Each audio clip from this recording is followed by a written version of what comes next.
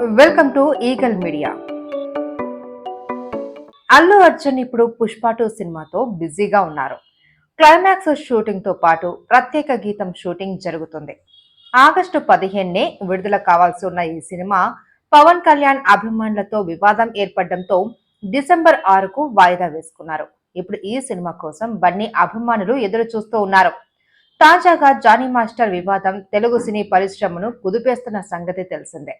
తనపై లైంగిక వేధింపులతో పాటు బలాత్కారం చేశాడు అంటూ లేడీ కొరియోగ్రాఫర్ ఫిర్యాదు చేయగా జానీ మాస్టర్ ను అరెస్టు చేసి చెంచల్గూడ జైలుకు తరలించారు.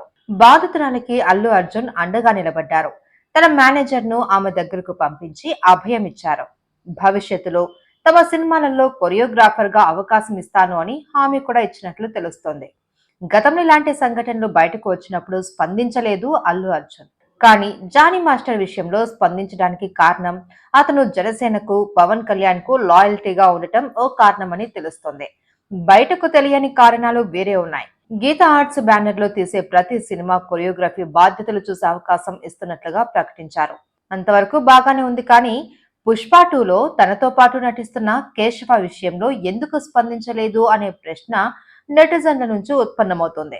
అల్లు అర్జున్ పక్కనే సినిమా అంతా ఉంటున్న కేశవ ఇటీవలే ఒక యువతిని లైంగికంగా వేధించడంతో ఆమె ఆత్మహత్య చేసుకుంది. దీంతో కొద్ది రోజులు పుష్ప 2 షూటింగ్ ఆగిపోయింది. దీంతో నిర్మాతలు భారీగా డబ్బు ఖర్చు పెట్టి మరీ అతన్ని బెయిల్ పై బయటకు తీసుకొచ్చారు. ఆ సమయంలో ఆ మరణించిన యువతి తరపున అల్లు అర్జున్ స్పందించి ఆ కుటుంబానికి కొంత పరిహారం అందజేసి ఉంటే బాగుండేదని, అలా ఎందుకు చేయలేదని నెటిజన్లు ప్రశ్నిస్తున్నారు.